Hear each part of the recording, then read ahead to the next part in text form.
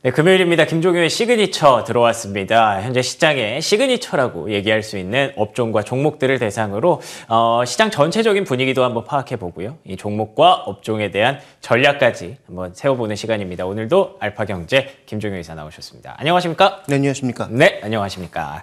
자, 오늘 저희가 나눠볼 투데이 시그니처부터 한번 열어보도록 하겠습니다. 오늘의 시그니처는요. 실적 시즌 가장 주목해야 할 섹터는 앞선 코너에서도 좀 말씀을 드렸습니다만 CPI라는 큰 산 하나 넘어갔고요. 이제는 당장 오늘 저녁부터 4분기 실적 시즌, 어닝 시즌이 본격적으로 시작되기 때문에 우리가 주목해야 할 섹터에 대해서 알아보도록 하겠습니다. 자, 그럼 오늘의 이슈는요.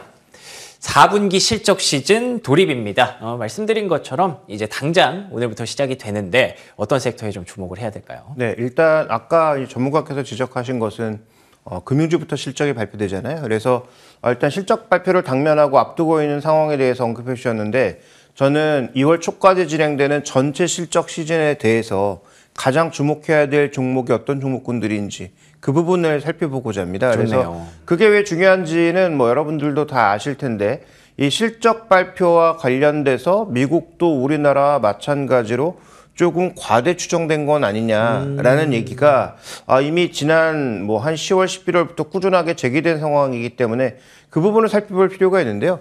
자, 이 YTD로 오늘 이제 움직였으니까 조금 바뀌었겠지만 지수 기준으로는 거의 보합이잖아요. 예. 그러니까 어제 제가 이제 자료를 만들 때 기준으로 살펴보면 연초 대비해서 YTD로 한 10일간 올라온 종목군들은 지금 눈에 보이죠. 저쪽에 엔비디아 두각을 나타내고 있고 그 밑에 금융주들의 약간의 반등이 있었고 또 하나 이제 뚜렷한 반등을 보인 것은 기존의 빅세븐이라기보다는 이 제약주들이 눈에 띄게 반등하면서 반등을 그러네요. 이끌었다라고 볼 수 있는 상황입니다. 그래서 연초 대비 상승률, 시장 대비 강한 모습을 보였던 종목군들을 살펴봤을 때는 아마도 이런 종목군들이 얼마나 더 시장을 리드할 수 있을지 살펴보는 게 하나의 포인트가 되겠지만 이외에도 이제 굉장히 중요한 종목군들이 보이고 있고 시장 전체적으로도 살펴볼 것이 있다는 측면에서 이번 실적 시즌은 기존과는 조금 다르게 개별 종목에만 집중하지 말고 시장 전체에도 주목할 필요가 있다. 저는 이렇게 판단하고 있습니다. 알겠습니다. 개별 종목도 중요합니다만 시장 전체에 대해서 한 번 더 확인을 해볼 수 있는 아무래도 우리가 최근에 이런 흐름이 좀 강화가 된 것 같아요. 금리라든지 물가라든지 고용이라든지 이런 부분들을 걱정하면서 시장 전반적인 매크로 변수들을 사실 작년에 누구보다 많이 좀 공부를 하게 됐던 그런 시기였던 것 같은데 그 흐름이 이번에는 실적 시즌에서 좀 확인을 해볼 수 있는 기회가 될 수 있기 때문에 그 부분들을 좀 포커스를 맞춰보자라는 관점 주셨습니다. 자, 그러면 오늘의 인사이트 한번 열어보도록 하겠습니다. 오늘의 인사이트 가장 강한 종목의 조정 가능성 대비 안 그래도 최근에 사실 연초에 시장에 조정이 있었는데 그나마 좀 어떻게 보면은 구세주라고 해야 될까요? 구원투수로 등판해준 강한 종목들이 있었거든요. 네. 근데 그 종목들을 계속 끌고 가야 되는 건지 아니면 다른 섹터를 봐야 되는 건지 이런 고민이 좀 생기더라고요. 네, 그것도 봐야 되고 시장에 대한 어떤 압박이 없는지도 봐야 되는 상황이죠. 그래서 시장을 좀 먼저 살펴보고 그 다음에 이제 오늘 인사이트인 강한 종목들에 대해서 살펴보도록 하겠습니다. 좋습니다. 자, 그러면 시장 전체적으로 봤을 때 두 가지를 살펴보고 싶은데요. 가장 먼저 말씀드리고 싶은 건 미국 시장에서 조금 전에 말씀드렸던 대로 이익의 방향과 주가의 방향이 같이 가고 있는가. 아주 길게 보면 같은 방향일 수밖에 없는데 일시적으로는 엇갈릴 수도 있겠죠. 기대감에 따라서. 또 수급에 따라서 달라질 수 있는데요. 지금 어떻게 보면 미국 시장도 실제로 기대와 심리로 움직이고 있는 게 좀 더 강하지 않나라는 판단인데 물론 미국의 주요 애널리스트들의 실적 추정이 항상 과대 계상이 아닌 과소 계상이 많았기 때문에 그래요. 이번에도 그런 양상이 나타난다면 지금의 오른 주가를 충분히 설명할 수 있겠지만 네. 국내뿐만 아니라 미국의 애널리스트의 전반적인 실적 추정도 낮아지고 있다는 거죠. 그러네요. 네, 왜냐하면 금융비용은 점점 올라갈 수밖에 없죠. 금리가 올라가서 바로 뭔가 충격을 줄 것 같지만 실제로 경제에 미치는 영향은 6개월 후부터입니다. 그쵸. 그러니까 금리가 이미 꽤 올라온 상황이니까 그런 금융비용을 전체적으로 움직이는 상황들. 그다음에 미국 빼고 지금 경제가 다 안 좋지 않습니까? 그렇죠. 그러다 보니까 미국도 결국은 수출, 해외 매출 자체가 영향을 줄 수밖에 없는데 국내 소비가 아무리 강한 영향을 주고 있다고는 하지만 그래서 그런 부분들 살펴봤을 때 일정 부분 이익이 축소되고 있는데 주가 지수는 다시 사상 최고치로 가고 있는 그런 양상. 그러면 이 둘 중에 하나는 틀린 거겠죠. 그러네요. 이익이 밀고 올라오든 아니면 주가 밀고 내려오든 이 두 가지 어떤 차이가 존재해야 되는데 이게 어떤 방향으로 움직일지 하나 살펴볼 필요가 있는 것이고요. 그 다음 이제 시장 대 시장으로 한번 살펴보도록 하죠. 다음 이제 준비된 그림 보시면 자, S&P 500과 MSCI 선진국 지수의 양시장의 어떤 밸류에이션이라고 봐야 될 텐데 네. 이 밸류에이션 차이가 이 위에 지금 하늘색 차트로 나타나고 있죠. 이게 지금 미국의 프리미엄이란 말입니다. 작지 않네요. 네, 엄청나게 큰 상황이죠. 근데 이 프리미엄은 아시는 것처럼 미국이 압도적인 성장률을 다른 선진국 대비해서 보여줬기 때문에 나타날 그렇죠. 수 있는 네. 현상인 거죠. 그런데 올해 미국의 성장률은 어떤가요? 아, 상대적으로 확 떨어지거든요. 그러니까 그렇죠. 다른 나라와 네. 크게 다르지 않거든요. 우리나라가 생각보다 굉장히 약할 뿐, 뭐 일본도 다시 1%대로 내려갈 것으로 보이고 유럽도 부진하고 미국도 거의 그 수준으로 떨어질 것으로 현재 예상을 하고 있죠. 그렇다면 이 밸류에이션은 과연 정당한가에 대한 고민도 해야 되는 거죠. 그럼 말씀드렸던 대로 이 밸류에이션 갭은 작년에는 미국이 상대적으로 강했기 때문에 나타난 현상이라고는 하지만 올해 만약에 그런 양상이 이어지지 않고 상대적인 어떤 실적의 둔화 양상이 이어졌을 때 나타나는 이 밸류에이션 갭은 결국은 수급으로 밀어 올렸거나 아니면 이 연초에 CS라든지 아니면 뭐 기대감. JP모건 헬스케어 컨퍼런스 같은 예. 이런 이벤트들이 작용한 부분이 아니었나라고 판단해 볼 수 있을 것 같습니다. 그럴 수 있겠네요, 정말로. 예, 좋습니다. 시장에 대해서 저희가 좀 얘기를 나눠봤는데 말씀하신 것처럼 EPS 추정치는 낮아지는데 지수는 올라온 현상에 대해서 조금은 설명이 필요할 것 같습니다. 그래서 뭐 물론 이 부분이 기대감으로 작용을 하면서 그리고 엔비디아가 뭐 실적 추정치를 갑자기 좀 높여줄 수도 있겠습니다만 지금 현재 시점에서는 모멘텀이 작용했을 가능성을 염두에 두고 그 간극을 지수가 좁혀줄 가능성도 여러분들 염두에 두셔야 될 것 같다는 생각이 듭니다. 그래서 아마 인사이트가 가장 강한 종목의 조정 가능성 대비였던 것 같아요. 네, 그렇습니다. 그래서 이 가장 강한 종목군들의 전체적인 추이를 우리가 한번 살펴보면서 이 종목군들의 가장 핵심 포인트가 뭔지를 점검해 볼 필요가 있을 것 같은데요. 아시는 것처럼 지금 가장 강한 종목이라고 하면 뭐 엔비디아, 그렇죠. 예. 반도체 예. 뭐 이런 종목이라고 봐야 되겠죠. 그런데 아까 이제 전체 시장으로 봤을 때는 EPS가 하락하고 있는 모습이잖아요. 그런데 섹터별로는 이게 좀 다르거든요. 그래서 그 부분을 한번 점검해 보면서 다시 한번 말씀드리지만 지금 당장 닥쳐올 만한 실적에 대한 흐름이 아니라 올해 실적 시즌 전체를 관통하는 그러니까 예. 올해란 보기보다는 4분기 2월 달까지의 4분기 실적 시즌 전체를 관통하는 걸 봐야 된다라는 판단인데 가장 중요한 건 지금 여기서 보시는 것처럼 MSCI 선진 IT 대비해서 압도적으로 지금 반도체 업종에 쏠리는 관심이 높습니다. 그러네요. 그러니까 이게 이제 EPS 추정치라고 봐야 되는데 예. 아까 전체는 떨어진다고 했잖아요. 그러니까 지금 뭐 에너지라든지 뭐 소재라든지 미국의 주요 소비재들 이런 것들은 다 떨어진다라고 보고 있는 건데 이 반도체 쪽은 지금 터진다고 생각하는 거죠.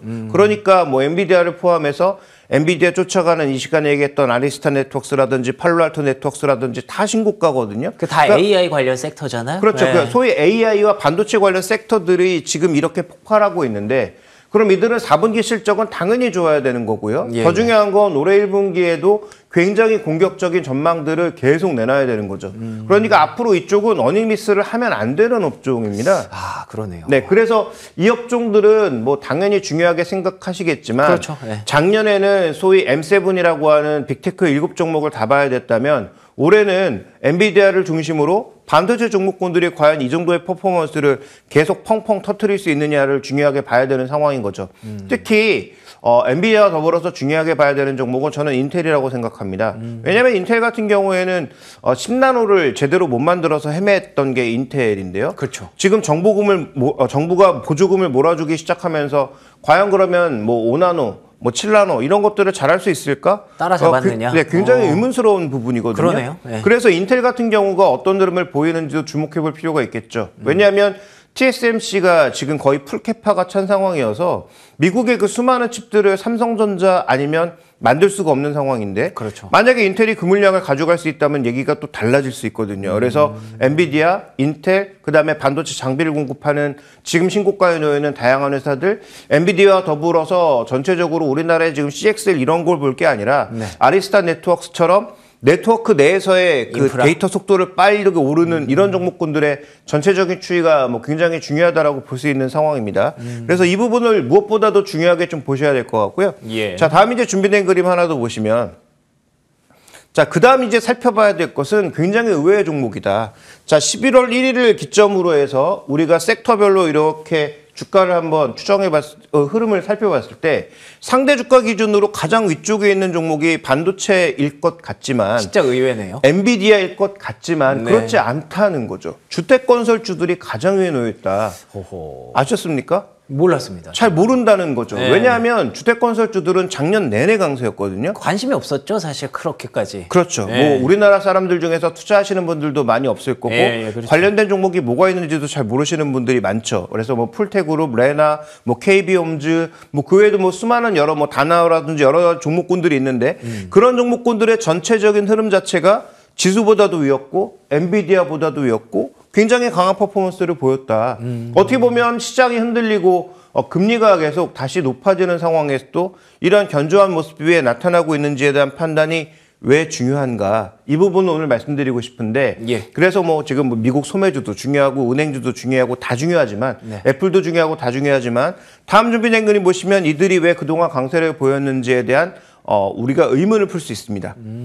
자, 일단 물량 기준에서 보면 지금 기존 주택의 매물로 등록되어 있는 12개월 평균이 거의 저점 수준으로 떨어져 있는 거죠. 그러네요. 그러니까 지금 모기지 금리가 뭐 8% 고점 찍고 다시 조금 내려오긴 했지만 그쵸. 어쨌든 모기지 금리가 급등하면서 기존 매물은 안 나온다. 여전히 높기 때문에. 네, 리파이낸싱이 안 나오면서 예. 기존 주택이 없으니까 뭘 할 수밖에 없다? 신규 주택을 계속 지을 수밖에 없다. 그러니까 홈빌더들이 계속 실적이 좋아질 수밖에 없고 그렇구나. 주가가 계속 올라갔는데 밸류가 안 비싼 그런 상황이 발견되고 있다는 거죠.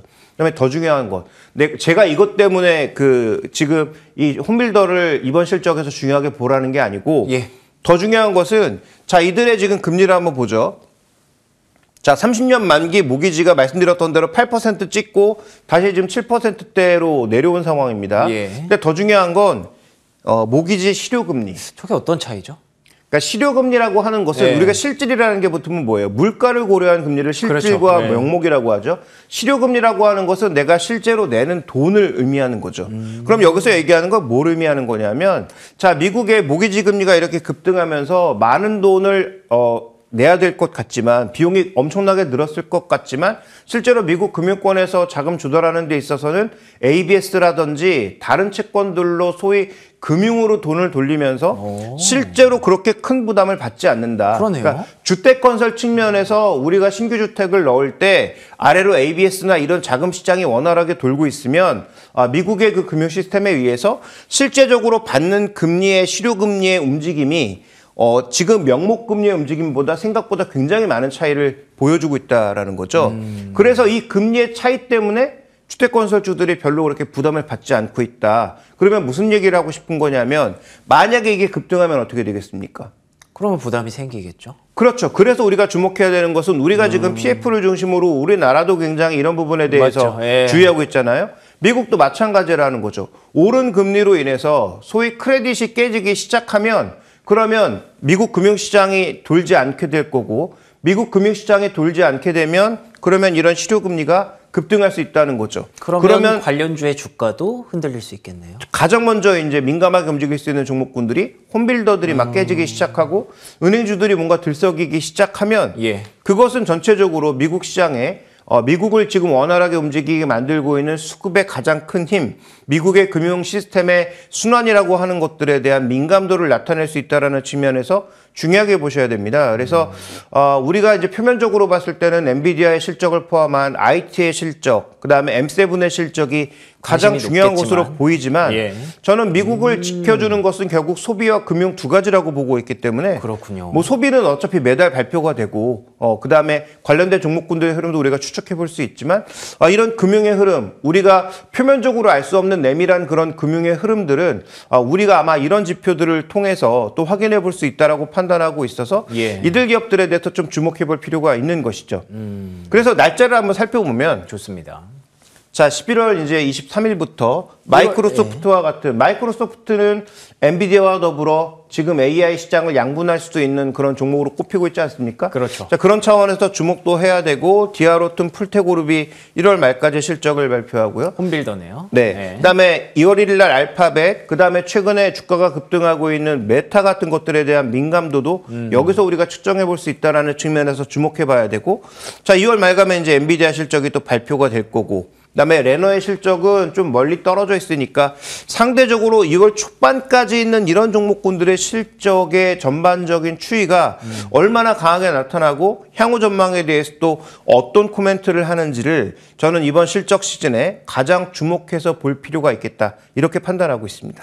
알겠습니다. 실적 시즌 포인트를 전반적으로 저희가 좀 짚어봤습니다. 사실 4분기 EPS 추정치가 그다지 긍정적이지 않다라는 얘기는 좀 들어보셨을 것 같은데 그 배경에 대해서 다시 한번 쭉 살펴보는 시간이었고요. 그리고 앞으로의 전망에 대해서도 다시 한번 정리를 해보는 시간이었습니다. 그러니까 1년 전에 지금의 상황을 여러분들 다시 떠올려 보시면 사실 이 정도로 AI가 핫하게 엔비디아의 주가가 이 정도로 강세를 보일 것이다라고 예상했던 분은 많지 않았거든요. 그런데 그때는 그만큼 기대치가 높지 않았기 때문에 엔비디아가 실적 추정치를 발표하면서 급등을 할 수가 있었고 지금까지 1년 동안 이런 흐름을 만들어낼 수가 있었던 건데 말씀해 주신 것처럼 지금은 기대치가 굉장히 올라올 대로 올라온 상황입니다. 이럴 때는 또 오히려 강한 종목들의 주가를 좀 주의해야 될 필요도 있겠죠. 그렇기 때문에 또다시 서프라이즈를 만들어내줄 수 있느냐 혹은 반대로 생각했을 때 지금의 기대치를 정말 충족시켜줄 수 있느냐 이 부분이 좀 관건이 될 것 같아서 지금 여기 보시는 것처럼 엔비디아와 메타 같은 종목의 주가와 실적을 확실히 한 번 더 체크해 볼 필요가 있다라고 정리해 주셨고요. 그리고 또 디아로턴 말씀해 주신 것처럼 이제 홈빌더들의 관련 기업들의 흐름도 확인해 봐야 될 것 같습니다. 의외로 엔비디아와 메타보다 지금 주가가 좀 더 강하고 강하게 나타나고 있는 종목들이기 때문에 이 종목들이 받고 있는 기대감, 금리 인하라는 대전제는 누구나 공감하는 부분입니다만 이게 과연 금리 인하 시점에 따라서 그리고 또 모기지 금리의 흐름에 따라서 어떻게 변화할지 우리가 알 수 없는 부분이기 때문에 이게 혹시라도 말씀해 주셨던 부동산 PF나 이런 부분들로 변동성이 좀 시작이 된다면 그 부분들도 좀 체크해보고 넘어가야 될 포인트들이 아닌가 싶습니다. 그래서 미국은 어차피 뭐 우리랑 달라서 뭐 PF 이런 건 그렇죠. 아니니까. 네, 그렇기는 다만 한데. 이제 핵심 포인트는 시장은 지금 전체적으로 이익 대비해서 좀 지수가 많이 밀고 오는 상황이니까 일단 전체적인 시장 흐름에 있어서 그 부분이 중요하다는 것이고요. 개별 종목단에서 봤을 때는 엔비디아와 그다음에 말씀드렸던 주택 홈빌더들의 전체적인 추이, 마지막으로 메타를 여기다 집어넣은 이유는 딱 한 가지입니다. 어떤 거죠?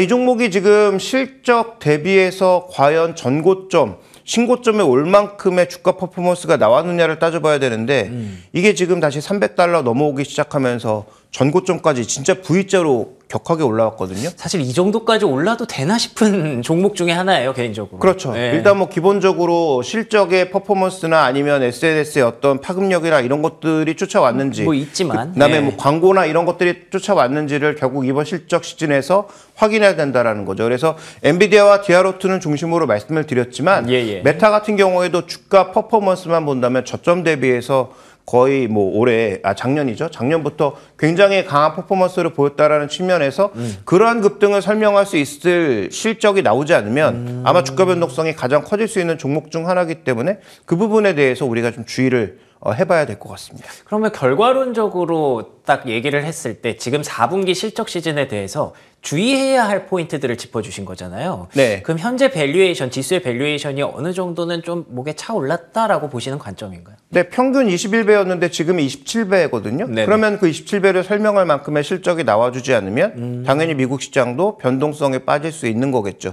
지금은 수급이 버텨주고 있는 상황인 거고 말씀드렸던 주요 모멘텀들이 이번 주에 모두 끝나니까 그런 모멘텀이 마감되면서 실적 발표가 본격화됐을 때 과연 시장이 그때에도 강한 에너지를 뿜어낼 수 있는지는 단기적으로는 확인이 필요한 부분이고요. 알겠습니다. CPI라는 큰 산을 하나 좀 넘었다고 생각했는데 실적 시즌을 앞두고 이미 간밤에 시티그룹에 대한 약간은 좀 부정적인 리포트도 나오면서 약간의 레드라이트가 좀 켜졌습니다. 이 부분들을 1월 말, 2월 초 구간에서 과연 극복해낼 수 있는지, 극복해낸다면 또 하나의 레벨업이 나오겠죠. 조금은 긴장하고 지켜봐야 될 그런 타이밍인 것 같습니다. 자, 오늘 4분기 실적 시즌 전반적인 전망과 전략에 대해서 김종효 이사와 얘기 나눠봤습니다. 오늘도 좋은 말씀 고맙습니다. 감사합니다. 네, 굿모닝 글로벌 금요일 순서 여기서 마무리 짓겠습니다. 저희는 다음 주 월요일 5시 55분에 돌아옵니다. 이어지는 출발 성공 투자 역시 MTN 머니투데이 방송과 함께 해주시기 바랍니다. 시청해주신 여러분 고맙습니다.